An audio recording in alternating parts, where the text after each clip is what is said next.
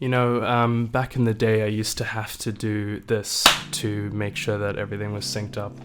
I don't have to do that anymore, so A+ for me for switching to a worse camera. But this is the only one that can directly be linked up to my PC at all times, hence why I use it so exclusively. But anyway, that's not what I'm here to talk about. I'm here to talk about a milestone that has seemed like it's been very far away up until recently. But suddenly, through, you know, the miracles of life and a comment I left on another video, a friend of mine's video, I have grown from 400 subscribers to, as of recording this, almost 1,000 subscribers, and obviously when you're seeing this, 1,000 subscribers. And there was a plan for a 500 subscriber special and a 750 subscriber special. Yes, you heard that right. I don't know if you remember the 250 subscriber special, but I was kind of going along that metric of just being very OCD about like how I wanted the sub specials to go. In reality, the only reason I ever made a 250 sub special was because I hit 250 subs and I was like, oh, I want this to be relevant because I love making, you know, sub specials. So, but it started making sense, but then it stopped making sense pretty shortly once I hit 1,000 subscribers. And so I was like, if I ever get to 1,000 subscribers, I'm going to stop that there. I'm not going to do any more like OCD bullshit. Like I'm never doing that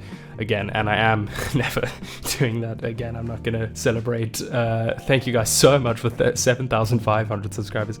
You know, I'm not going to do that. It's going to be normal milestones from here on out, and I think this is also going to be the last one that says something like 1,000 of you, because the reason that title is in place as well is because I wanted to seem less cringe when I started doing this, because I knew all my friends were going to see it, and so I wanted it to just be very subtle, you know, so saying 1,000 of you instead of saying 1,000 subscribers. But I feel like from 100 to 1,000, I have been using this of you theme, and so I'm going to keep going with that. But any sub milestones I hit onwards, whichever I choose those to be, I'm just going to be blatant with it, you know. I've got 1,000 subscribers. That's what they're called. That's what I'm going to call it. Maybe in the future. Maybe I'll like the of you as well and just keep that too. But we're just going to have to see how that goes. As I've said before, I just wanted to say that the reason doing this is so fun is because as my sub count increases, it feels like the amount of people who give, you know, a shit about the stuff I put out also increases. And so it means I'm not just making content for myself anymore that I'm proud of. I am doing that, but on top of that, making content for people who want to see it and, you know, give a bit of a shit about the quality of it. And so it's no longer only myself I have to please, it's somewhat also the people who watch the stuff, but mostly myself. I would say on the list I'm still right at the top of people I'm trying to please when I put out videos, because I just have so much fun making videos and I'm constantly trying to improve myself and try new things and do exciting stuff, like the whole judgment experiment that I did with the Ring City finale. And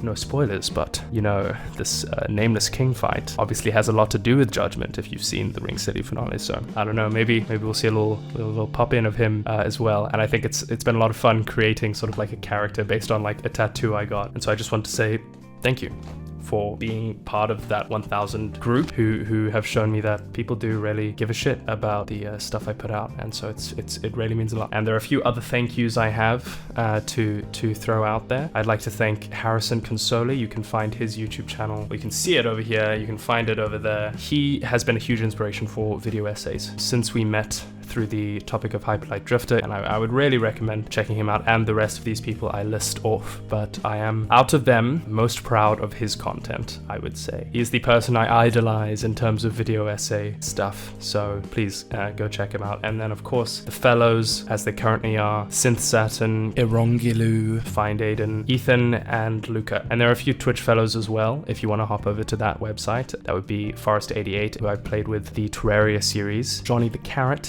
who is also the single only Patreon I have at the moment on Patreon. And then Melissa, also known as Rudy James Dio, you can find on her Twitch channel, Cuzza88, and lastly my good friend Max and his Twitch channel, Past the Chicory. All of these will hopefully be linked in the eye, but if they're not, you can find everything I'm talking about in the description. All of them have a lot of fun with their streams, and I've always enjoyed it, and of course just want to support the people I'm friends with, so please do go check them out. I'd like to say a big thank you also to the couple consistent followers that I've had over the last couple of years. I've been making videos. In fact, as I record this video, it is my exact 5-year anniversary on YouTube. So I just like to throw a specific thank you to these guys. Some of them I know, some of them I don't, but Ethan has been a huge supporter way since back to Ever's Planet, and I don't think I would be here in the way I am here now without him. So thank you, Ethan. Ranky, of course, is a huge supporter as well, and through our chance meeting through a YouTube stream, he hasn't like faltered in his support at all, and it's been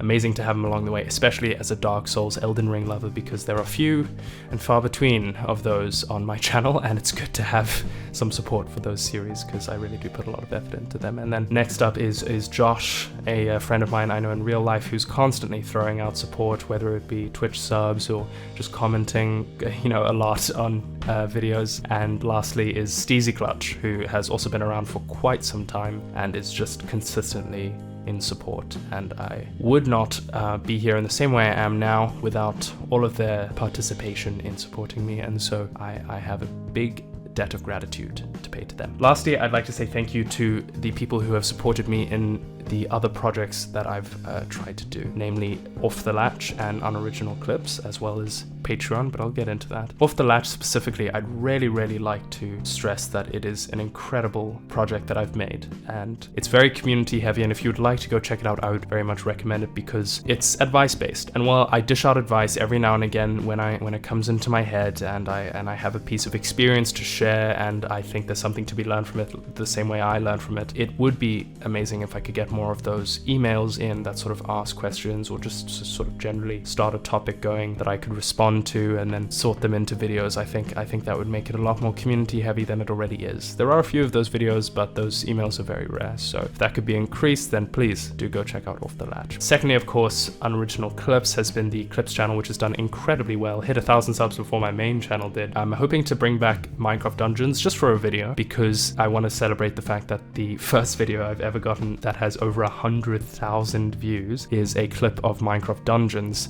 over on the Clips channel, and that's pretty fucking awesome. And so, I gotta give the people what they want. If they want Minecraft Dungeons, I'll play some more Minecraft Dungeons, whatever. I'll get Philip on as well. Lastly, as I said, the Patreon I started recently, and it's been slow going, and I knew it would be, but I do keep giving perks to the one Patreon I have. He gets exclusive behind the scenes stuff, but he also gets big video projects much earlier than anyone else does, and I know it's a bit of a shill to throw it out there, but I would like you to just take a look at the page because it is clean. I put a lot of effort into how that thing looks, and I think it looks fantastic. So if you're interested in any of the tier perks, then of course, go ahead and subscribe. I would love that. And there is also a secret YouTube channel, 4th YouTube channel I have, where I upload all this behind the scenes stuff, unlisted of course. I do upload some stuff not unlisted that is usually thanking patrons or just having small thoughts about things on this channel, and so if you want to find that, head over to the Patreon as well. You don't need to be a patron to find it, you just have to have like half a brain cell, and I'm sure most of you do, so hopefully see you over there. Lastly, here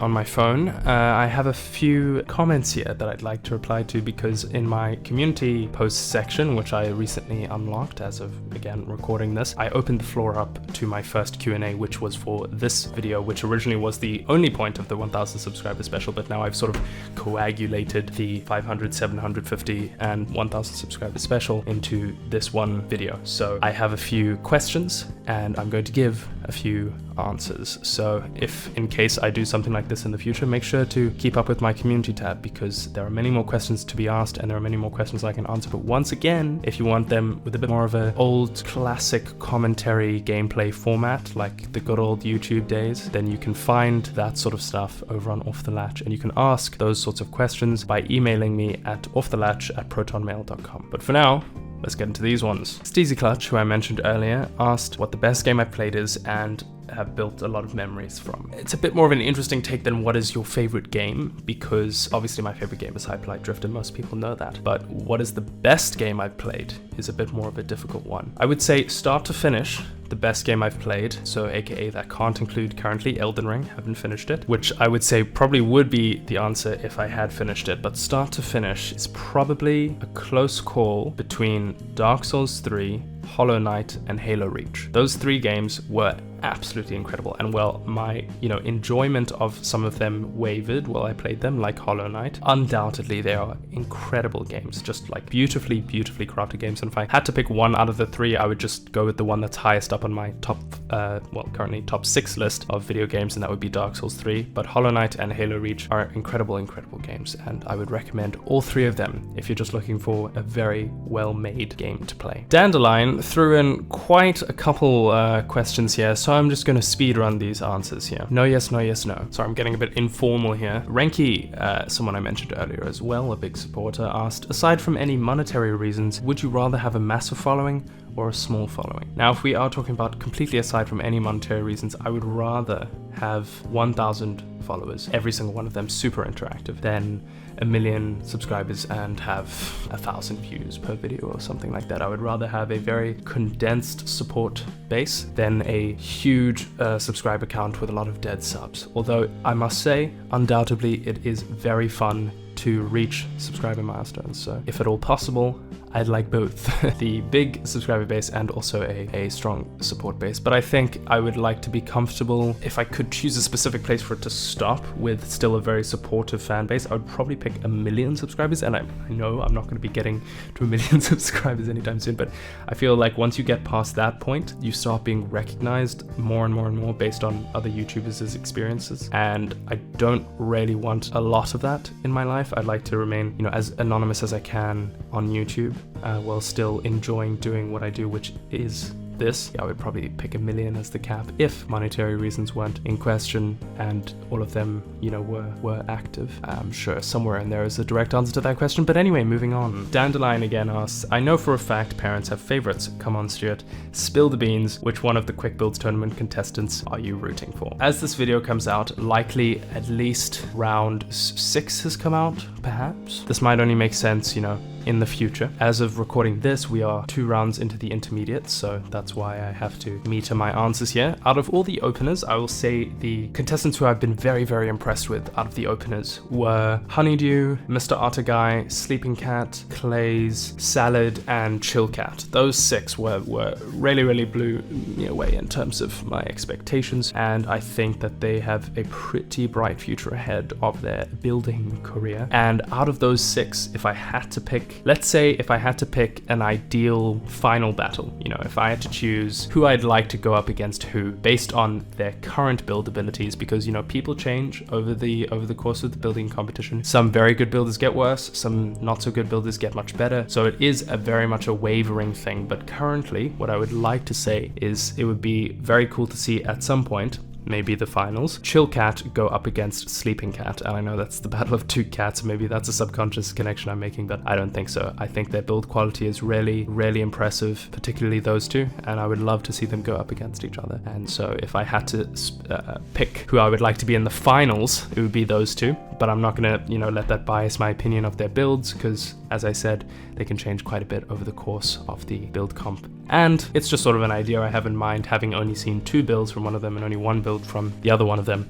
So anything is possible until then. I'm not going to give a single answer because that would be really shitty if they were the ones who won, because it's going to look like fucking favoritism and I'm giving them scores for it. But yeah, I would love to see those 2 go up against each other at some point, and if it's the finals, great. Lastly, Iglida, who I haven't seen her on the channel before, asked, what gave you the idea to start a YouTube channel? Any inspiration? Well, if we're talking about starting a YouTube channel, the inspiration, of course, has to go all the way back to Smosh. Those guys were a huge inspiration. I remember I used to have this really old handheld camcorder that I would record myself doing lunchtime with Smosh. Some of you may remember that if you're old enough. And food battle, me and my brother would record food battles, and I would record lunchtime with Smosh, but with Stuart. It was very goofy, and I never did anything with those videos, but the fact that I don't even know if they still exist, honestly, but the fact that I did at one point start making content with a camcorder to replicate their content, I would have to say that they were my first inspiration. If you're looking for a bit more of a modern take that doesn't have to do with inspiring Ever's Planet, for example, I would say Ever's Planet, my old channel, which was very cringe and stuff, was largely inspired by Let's Play channels like Jacksepticeye, Markiplier, DanTDM. But these days I have a specific list actually of inspirations that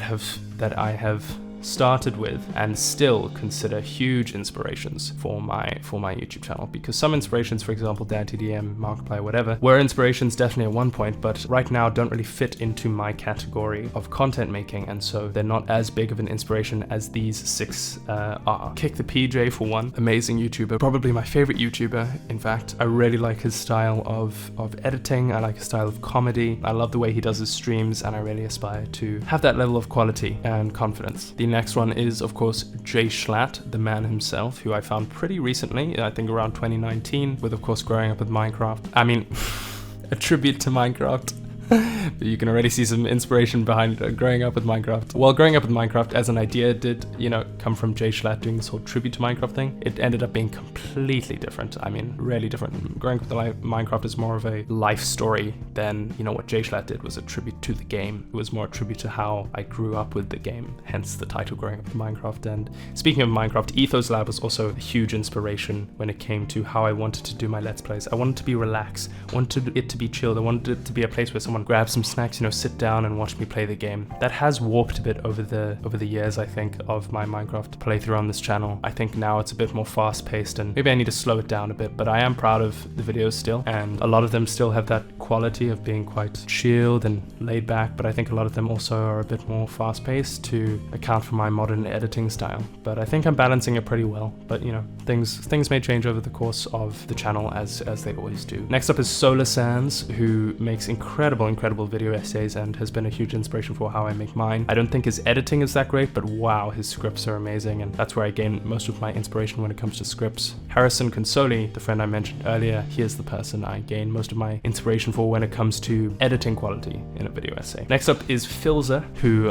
is another Minecraft YouTuber who, sorry for barging in like this, Editor Stuart here. I just wanted to say that I sort of couldn't quite remember why Filza was on my inspirations list at the time, which I know sounds bad, but I said something about, you know, him being an inspiration for me when I play hardcore, which just isn't the case, because I suck at hardcore and he's fantastic at hardcore, obviously. The main reason Filza is on that list is because he is amazing at putting together montages, and I gain so much inspiration for putting together Minecraft montages, gameplay montages of any kind from having watched his videos.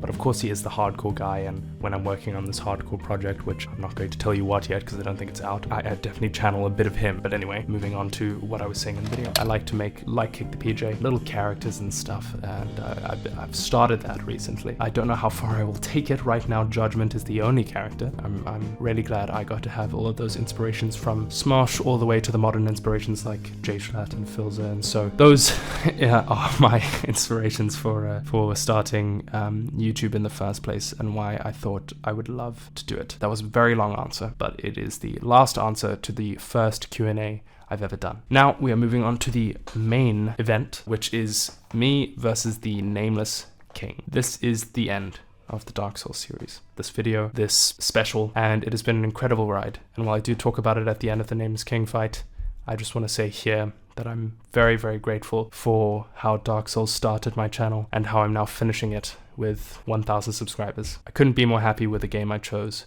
to begin the journey of StuartisUnoriginal. And as it's taken off the front page because it's no longer an active series, 24 hours after this video is uploaded, I think a really, really good series is going to take its place. Not in the sense that as a continuation of Dark Souls, in fact, I would say the Elden Ring series is going to be taking its place in that sense. The Dark Souls fans will be moving over to that, and the storyline of Judgment and all of that fun stuff that started at the source of my channel is going to be expelled through Elden Ring. And so I think Elden Ring is going to hold the core value of this channel, which started on Dark Souls 3. But what I mean by replacing Dark Souls is once Dark Souls comes off, there'll be enough space to include another playlist onto the front page, and I think you're really gonna like the video that starts off that playlist. So it's been a while in making that one. But regardless, here is my attempt at fighting what some call the hardest Dark Souls 3 boss, the Nameless King.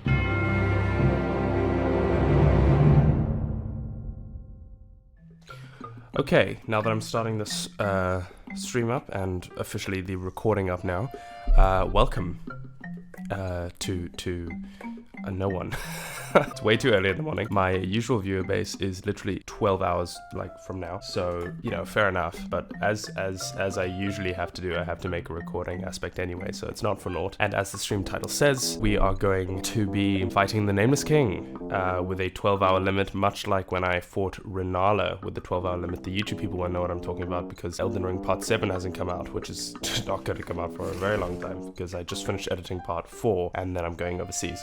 So this Dark Souls version is going to be a bit different because I'm not going anywhere. I'm fighting the Nameless King for as long as it takes, which might be 12 hours. That's my limit anyway, but we'll see what happens. For now, we're going to start up Dark Souls 3 as we have many a time. I'm waiting for the noise to pierce my ears.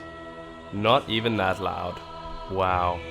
That's never happened. Finally, after all these years, the volume isn't that loud. And here it is. The 200th hour has come upon us by just joining in the game, because we left on the 199th, 59th second. And we're not going to be staying where Gale is, because we are moving on to possibly the hardest fight in the game. Although I know everyone is quite opinionated on this topic. For example, I think Medea was harder than Gale, personally. Not by much, but still harder. So, it's definitely a matter of opinion. It has been a long time since I've wandered around Fighting Shrine myself. I think I still remember everything one would need to know to get everything out of this game, because I watched so many tutorials back in the day. Dragonkin Mausoleum. This is from way back when I fought the Arch Dragon Wyvern, and I remember I was like, I'm not going through this doorway until I've hit 500 subscribers. Now we are far past that. Okay, bitch. You wanna go? Can I not? Why can't I? I can't, excuse me. Whoa, what the hell? Oh, I turned my HUD off. I can't see anything. I can't see my stamina. Can't see my health. But I won. God, I love Medea's weapon. Oh my god, I'm gonna have so much trouble with the Nameless King. I'm trying to get back into the swing of things, and these guys make it fucking impossible. I feel like this is gonna be a mimic. I shouldn't have just opened that, but I accidentally did. Gotten too comfortable with chess because of Elden Ring. I think Elden Ring is somewhat a sequel to Dark Souls. Not in the way that it's actually a sequel, but in the way that to my series, it is a sequel. It is a continuation of this concept that I mentioned in the Ring City finale, which is how far are you willing to go, to fight, to prepare, to win? How far are you willing to go to win against a difficult boss? Also, Millennia is known as the hardest boss in the game, and so that seems like some sort of, not in the game, sorry, in Soulsborne history. What is fucking up with these guys? Oh, there's dragon. Of course there's dragon. Of course there's dragon. I'm just gonna run and pray. Oh, I fight him. Of course I do. Of course I fight him. You think it would just be going straight to the Nameless King, but no. I have to fight a whole nother dragon first. It's cool. I have to fight a bunch of ashened ones in order to get to the Nameless King. Feels poetic for some reason. What's this lever? Ooh, I don't like this. I don't like this. This feels too significant. Does this ring the bell? Oh god. Oh god.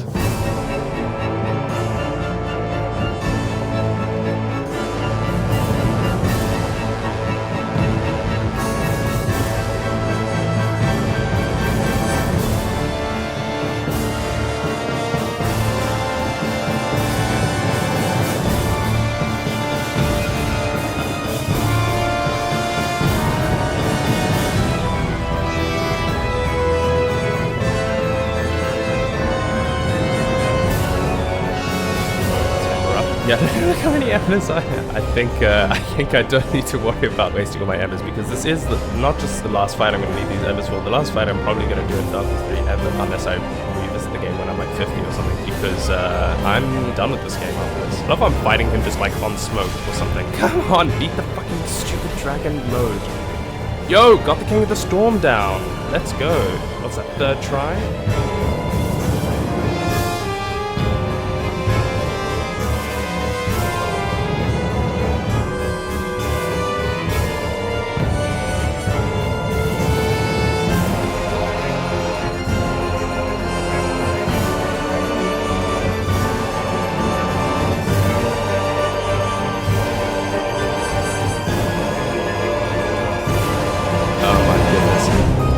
Alright, Nameless King.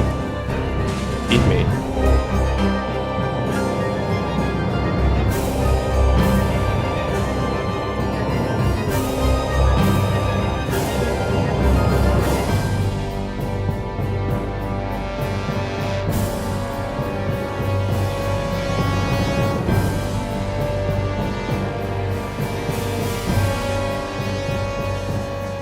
I think this is a great boss for a 12-hour stream, or like a one stream type thing, because while it is, you know, I'm dying a lot, it feels like I'm not completely fighting in vain, you know, like, I think the reason I find Medea the hardest boss I've fought ever is because every single time I went to fight him, I thought it was completely in vain. One time I got close, and a second time I got close. I happened to beat him the second time. Both of those times, complete fluke to getting close. Like, it was just, I couldn't even pinpoint it to anything I was doing better or worse. It was just complete luck in terms of getting him down that low. Definitely the most difficult boss I fought. Gale was similar, and I would say they're on a pretty similar level, but something about fighting a dragon, just all that chaos and just like being unable to predict anything and not being able to move smoothly with the boss like I was with Gale.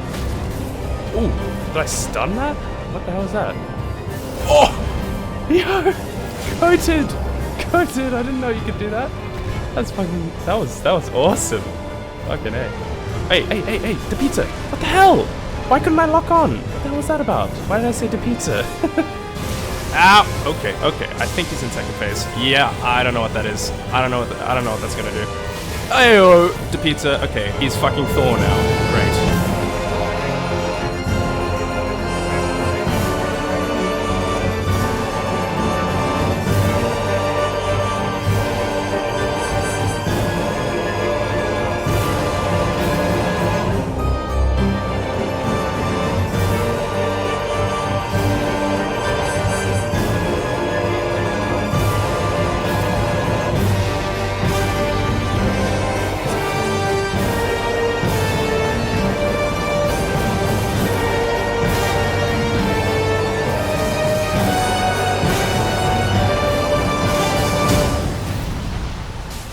Come on, let's go! That's it, right? There isn't a continuance? Oh, fucking A+. The bell tolls again. Oh, my controller's vibrating.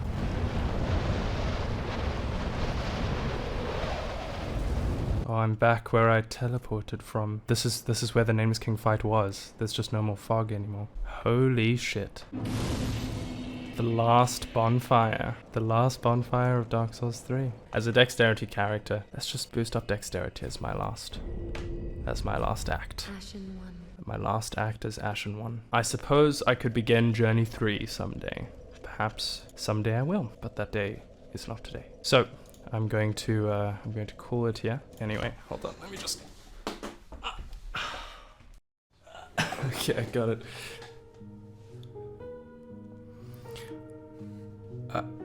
I've beaten the Nameless King. What do you want? You have passed this trial, a feat commendable, a most difficult foe, and you have skirted judgment well. However, your final trial still awaits you. The Blade of Miquella sits atop the scales of difficulty. Malenia, Christ, Malenia isn't even on my radar in Elden Ring. I'm far too weak and have a lot of bosses before her. You have a lot of enemies to fell before you face the Blade of Miquella, that is true. And while many of them difficult, your true trial of judgment comes at the gates of Malenia. Alright, but it's far too soon. I will return when the Blade of Miquella draws near. Do not forget that. Until then, this trial of judgment you have passed.